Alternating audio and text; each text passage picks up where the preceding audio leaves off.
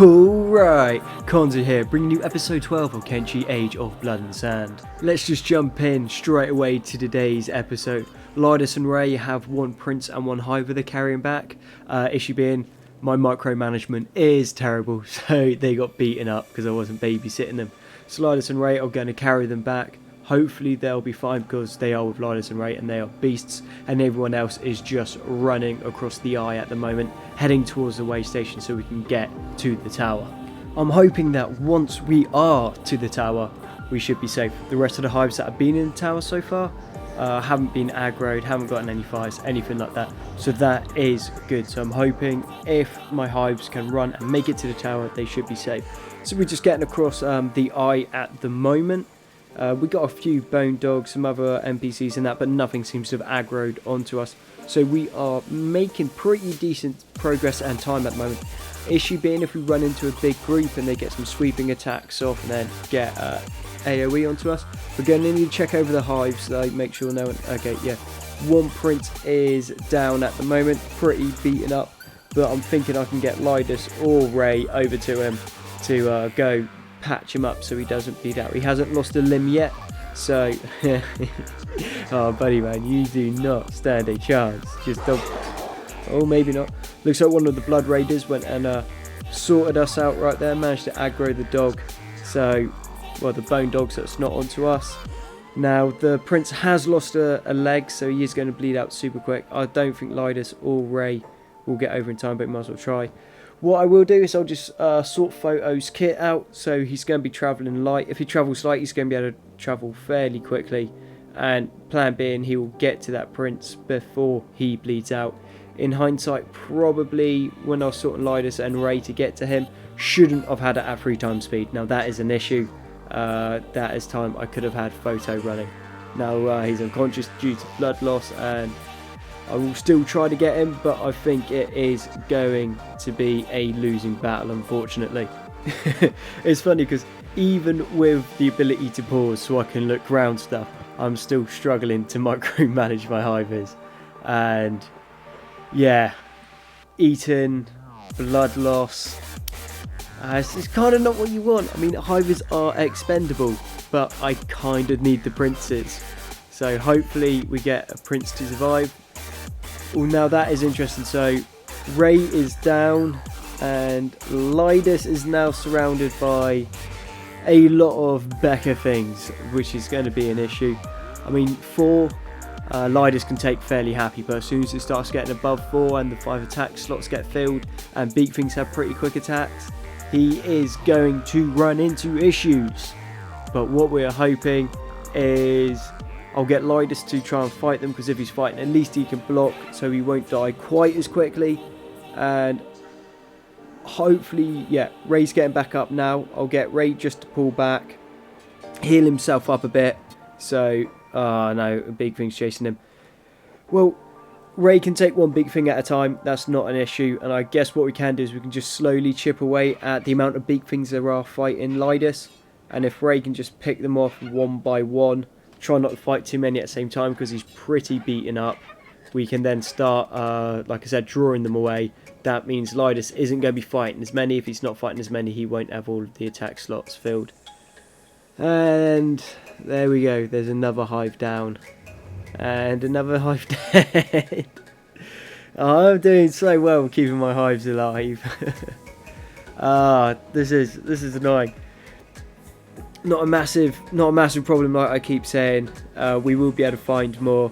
The important one got back. The important one was that soldier drone. That's the most important hive we were getting out. I mean, I would have rather lost hive worker drones than hive princes, but even now we don't have the ability to do that much smithing. So this is all of the hives that have made it so far. It's still a decent number. And like I said, if you want to name one of the hives, all you need to do, just comment down in the comments section below, say what hive you want and what name you want them to be given. Let's get Tychus geared up with the best kit that we have, which isn't good kit, but it is something. Then we're going to send Tychus out, try to hopefully pick up any stragglers that are left, but mainly it is going to be to try and make sure Photo's alive, or I might get him to go and join Lidus and Ray. I don't think he's going to be much help there. He might actually be more of a hindrance because I might need to babysit him. He might get damage to his legs, so he can't walk as quick. We will need to figure this out. I'm going to see how things happen. Nothing is too pressing right now, other than Photo. That is strange. Because I sent Photo to run back to the tower, but for some reason he hasn't gone back. Not a problem at the moment. He's still alive. He hasn't taken too much damage. Most of that's on his robotic parts, which is just a matter of taking a repair kit to him and fixing him up. In hindsight, I mean, it is 2020. Hey, 2 for 1. Should have given him a repair kit when he was heading out. Having that repair kit, seeing as he's got robotic parts, kind of makes sense, you know. Just something about it. Have you got robotic parts? Can you fix them? No. Well, you probably should be able to fix them, so get a robotics kit. And it is, like, right about now, I am regretting talking to those desert divers and not getting that repair kit from them.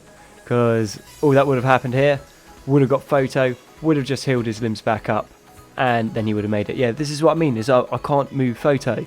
Like, he's not going anywhere. I understand he's down, but I think there might be an issue with the navigation mesh at the moment. So we'll see if it sorts itself. If it doesn't sort itself in a couple minutes, I'm going to have to control shift F12 to re-put in the navigation mesh so we can get back, because I don't want Photo just laying out there die.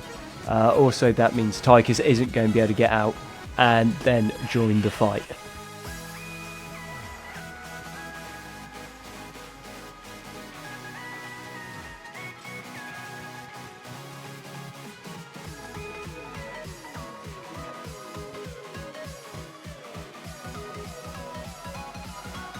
Alright, well that took a little longer than I thought, but we have now broken the back of the amount of big things there are. So right now it's just going to be a mopping up exercise and it'll be over nice and quick. What we'll do is we'll loot as much food as we can, get all the animal levers as well. They'll have a bunch of like busted up research books, which will be quite useful for us to have. But one thing I always forget about is how much food like Praetorians need. Is like Ray is already like malnourished just from how short that fight was, which obviously isn't something you want. And yeah, like Lydas was just at the point of passing out. Like if that fight had gone much longer, Lydas would have just passed out from malnourishment, and then the big things would have just like nommed on him. So yeah, that was close. It didn't seem that close because they're still on their feet, but that is just my lack of observations. Nearly cost me my 2 Praetorians, which would have been really upsetting. I guess on the other side is we've now got a soldier drone. Not that a soldier drone is a replacement for a Praetorian, but oh, come on, Photo, mate. Every chance he gets, he just goes down. I mean, don't get me wrong, he's not exactly like he's in any armour, and he is a hive drone, and he has terrible toughness, and all of his limbs were busted, so they just kind of like grouped up on him and beat him up. But, you know, I kind of expected a little bit more. So now we have a little bit of time. What we're going to do is we're going to sort out the Hivers.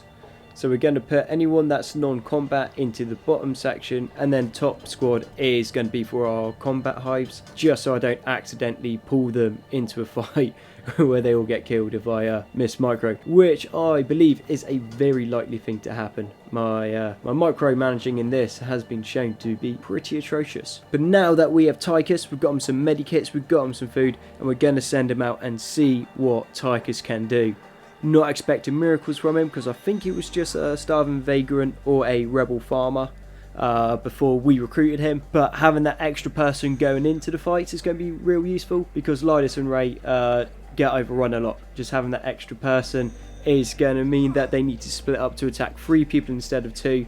So should give Lydas and Ray a better chance to cause a bunch of damage. And then the other side is I am going to need to start training a militia force up ASAP if I'm going to be able to take the Holy Nation any time soon. But Ray's just there fighting a couple blood raiders. He's doing all right for himself. And then Photo's just a little bit further up, a little bit dinged up, but like I said, nothing fatal, nothing really on his body parts that I need to worry about. Most of it is just still on his limbs.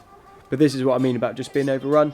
So you just got Ray by himself trying to fight a very large, well, not very large group because it's a fairly small group, but there's a lot of them for one character to fight at a time, which means I'm going to need to micro him, try to move out their attacks just so I get my lunging attacks. Also, another nice thing about polearms is their reach, so you can kite with them quite easy. And then also Ray's arms are quite long, so when he attacks he can hit more targets at the same time. So you mix a polearm with a Praetorian's reach and all of a sudden you just got like cleaves of death. Lydas is now into the fight, so this is going to get mopped up real nice and quick. And hopefully Tychus should be here fairly soon. It's not that he's got like crazy heavy equipment on, or he's not going to have much in the way of athletics or strength at the moment. So he's not going to have a particularly fast speed anyway, and then you mix it with his encumbrance and he's going to be a lot slower. But as soon as we can get him out and running around with Lydas and Ray, he should start to improve quite quickly and become fairly decent, which would be quite nice. Wait, is that a manhunter? Wait, you best not be going off the photo. You best not be.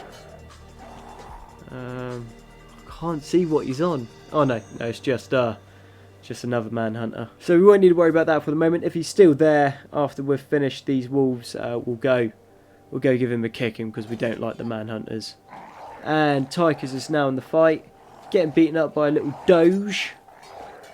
But it's all practice, you know. The more he gets hit, the tougher he's going to be, the less he's going to get staggered, and also he's getting a couple of hits off. So you can tell straight away his polearm skill isn't very good just from how long it takes him to swing like that guando, which still is one of my favourite weapons in this game, considering like all the other weapons and stuff that these mods bring in. There's just something about the guando that's, I don't know, it just looks good and it looks right on the Hivers. And then also it is just a phenomenal weapon. The stats on a basic handmade 10 is 30% armor penetration plus 10 attack bonus, blood loss at a 1.5, minus 10 to defense and minus 10 for an indoor penalty, which means if you're using it indoors you'll get a minus 20 defense on the weapon. But then that's why you carry a secondary weapon for indoors, so that's not a big issue. You also get 14% damage versus robots and plus 14% damage versus animals. Those last two percentage stats, they go up as the weapon quality increases. So if I got a good high quality weapon, then the damage versus robots and the damage versus animals is higher, which makes it quite good. Now it has a really good mix between cut damage and blunt damage, so it's able to fight things in armor or things that don't have armor but have very high health pools. So it's quite diverse in that sense of what it's able to deal with. However, there are weapons in the game that will be better against certain enemy types than the Guando because they're more specialised in those areas. But as a general backbone weapon, as an all-round weapon, the Guando is particularly good. Also, if I'm just producing one weapon at the moment, when the critical chances kick in, that means that I know it's going to be a Guando or one of my katanas that's going to level up, which is what I'm going to need to equip most of my Hivers with at the moment. It looks like we got some monks coming in for round 2, but this is not a fight that we want right now. We'd still win, fairly confident on that, but it's going to be a big old tar pit for quite a while. We're pretty beaten up, and I also want to get the guys back to the tower so firstly they can heal up, sort out their equipment, and also offload the equipment to my other hives, because I got a bunch of polearms that Lydas is carrying, which would be find a nice home with my other hives. And yeah, that's going to be about it. Going to do a little bit of shopping, buy some stuff so I can keep producing things. We got some other slaves, but they're not too fussed by us. If you have a settlement though, and they show up to the settlement, sometimes they'll ask to join you, which is quite a nice way to get like passive recruits, just people showing up and wanting to join. but I don't think that's going to happen this time. And anyway, with that, ladies and gentlemen, we need to bring this episode to an end. Thank you very much for watching, and I will catch you on the next one.